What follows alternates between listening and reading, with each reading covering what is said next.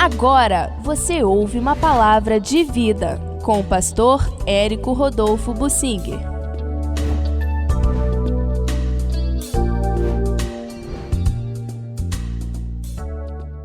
Salomão fez para Deus o que havia de melhor.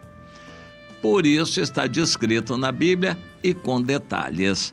Ele construiu o templo. Começou no ano 4º do seu reinado e terminou no ano 11º. Levou 7 anos para construir o templo. Mas acontece que nesse mesmo período ele levou 13 para 14 anos na construção de seus palácios. E provavelmente ele começou junto, aproveitando a mão de obra. Por exemplo, escravos estrangeiros foram usados para cortar pedras e transportar pedras para a construção do templo. Depois que acabou a parte de pedras, então ficou só os utensílios, madeira e obras de arte, coisa desse tipo. Os trabalhadores escravos que cortavam pedra ficaram à toa. Então Salomão os utilizou para cortar pedras para os palácios que ele queria construir. E gastou até mais tempo na construção dos palácios para ele. No entanto, ele fez o que estava previsto, cumpriu a missão que o seu pai Davi havia dado para ele, edificar o templo, por orientação do Senhor. Eu creio que Deus mandou edificar aquele templo e o Salomão foi fazer isso. Opa, o ar-condicionado aqui. O Salomão edificou o templo porque não tinha nada melhor para ele fazer. E era o que havia de melhor humanamente falando, mas nada espiritual. Porém, a construção daquele templo, os materiais utilizados estão ali para nos mostrar simbolicamente o que nós fazemos para Deus. Toda a dedicação, todo o amor, todo o empenho, nosso coração com materiais espirituais, edificando, como diz o apóstolo Paulo em 1 Coríntios, no capítulo 3, edificando casa espiritual para a habitação de Deus em espírito. Isso é o que importa. Jesus deixou claro para aquela mulher samaritana. Mulher samaritana não é templo aqui na terra, não é lá em Samaria, na terra de vocês, não é em Jerusalém, mas vem a hora e já chegou em que os adoradores verdadeiros adorarão o Pai em espírito e em verdade, não é em templos feitos por mãos humanas. O próprio Salomão, depois que terminou o templo na inauguração, ele reconheceu: Deus, o Senhor é tão grande que não pode habitar em templos feitos por mãos humanas.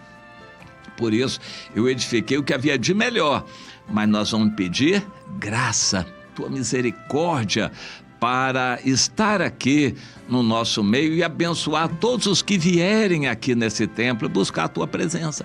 Que esse templo seja um ponto de atração, uma casa de oração para todos os povos, um ponto de atração para as pessoas que venham te buscar, não só de nosso povo Israel. E Deus gostou daquela oração e aceitou, confirmando com fogo a presença dele ali. E a glória de Deus, a Shekinah, entrou no templo. Mais tarde ela saiu também. Ezequiel no capítulo 10 e no capítulo 11 relatam como a glória de Deus saiu do templo para não voltar mais. Aquele templo recebeu a glória de Deus com Salomão e a glória de Deus foi embora na época do Ezequiel, na época já do cativeiro, quando a cidade de Jerusalém foi destruída. A glória de Deus abandonou e a seguir Deus entregou aquele templo para ser destruído. Mas Deus já tinha falado com Salomão: Salomão, esse templo eu estou aceitando, mas enquanto vocês perseverarem, porque se vocês se afastarem, então eu também vou me afastar e vou entregar esse templo à destruição. Tudo isso aconteceu. A glória de Deus se afastou, Ezequiel narra isto, e entregou o templo para ser destruído. Os babilônicos destruíram totalmente aquele templo. Pois é, mas na construção está aqui como uma grande obra, a grande obra que Salomão fez. Claro que ele fez grandes obras para ele, para a glória dele, para vitrine da humanidade, ele ficou famoso na sua época, mas Deus destruiu toda a obra de Salomão. Aquele templo foi o que durou mais, porém, mais tarde foi também destruído. Mas tudo mais que Salomão teve foi destruído. A grande empresa de navegação que dava um lucro colossal por ano, não há memória dela, não há registro arqueológico, histórico daquilo. Deus fez se apagar. Toda a glória de Salomão, Deus fez se apagar.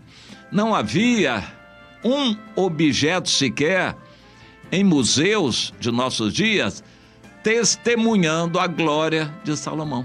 Nós acreditamos porque a Bíblia diz, mas o mundo não tem esse reconhecimento, porque não existem registros históricos nos museus, não existem objetos da época de Salomão, não, nada disso. Recentemente, coisa de 30 anos atrás aí, que o Ronald Wyatt, pesquisando lá debaixo do Monte Calvário, encontrou um jarrinho pequenininho da época de Salomão, que estava junto à Arca da Aliança, e ele quebrou um pedacinho, e esse objeto está lá no Museu de Jerusalém, único objeto que testifica a época de Salomão. Interessante. E Deus, que deu aquela glória toda, também tirou aquela glória toda, para também nos mostrar que toda aquela glória não se compara a um lírio, a beleza de um lírio. Deus quer de nós simplicidade aqui na terra, a glória é depois, quando Jesus voltar. Primeiro, sofrimentos. O privilégio de um cristão é sofrer pelo nome de Jesus, ser fiel ao Senhor. As glórias virão depois.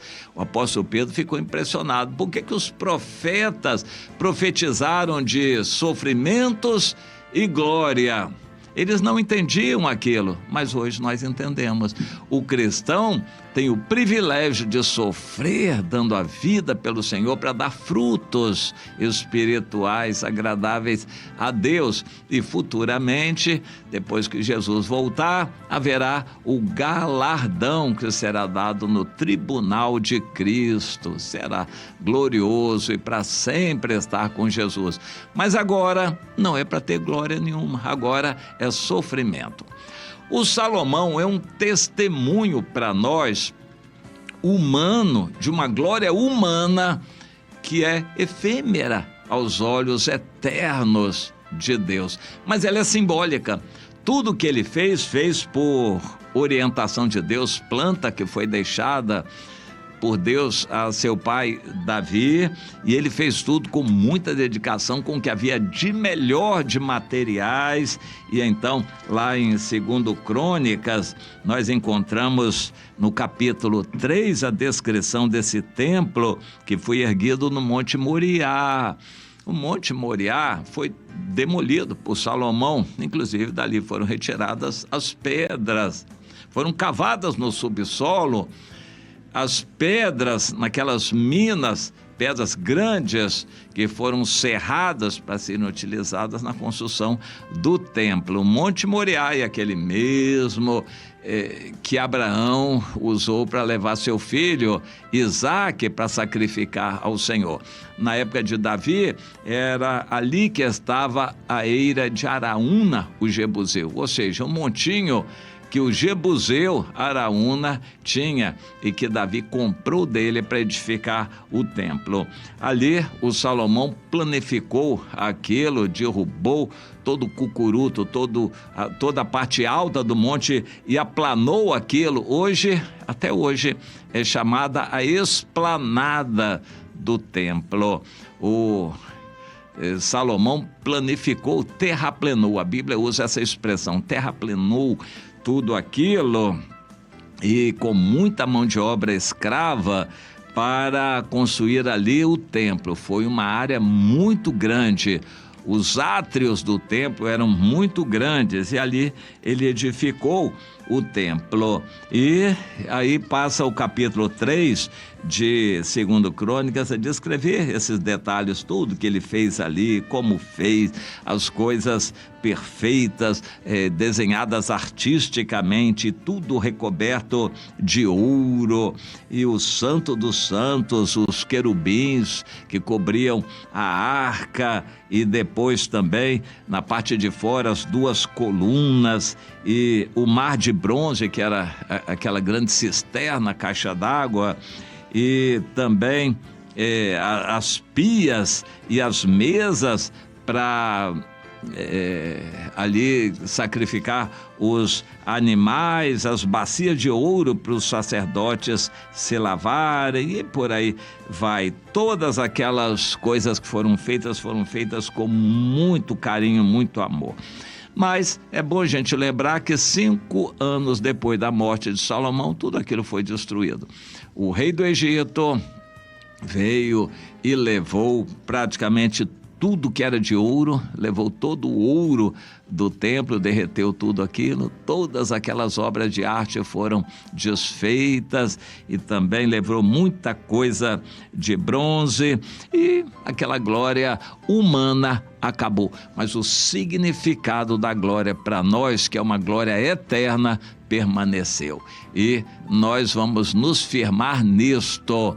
Nós vemos que o templo, que foi baseado no modelo do tabernáculo, que por sua vez é uma cópia do tabernáculo que há no céu, Moisés teve essa revelação, tudo é simbólico do que há no céu, o verdadeiro. E nós estamos aqui, então, vivendo a luz do verdadeiro. E isso vai descer para nós na época do Apocalipse, na volta de Jesus, aqui no milênio. Nós vamos ver muita coisa acontecendo. Mas é bom a gente lembrar, tudo para Deus é para ser feito com carinho, com dedicação, com perfeição, com um coração sincero e todo o nosso empenho e trabalho. Você está se dedicando a obra de Deus com amor, com todo o seu coração, com toda a sua alma, com toda a sua força, com todo o seu entendimento? Responda para Deus, sim ou não.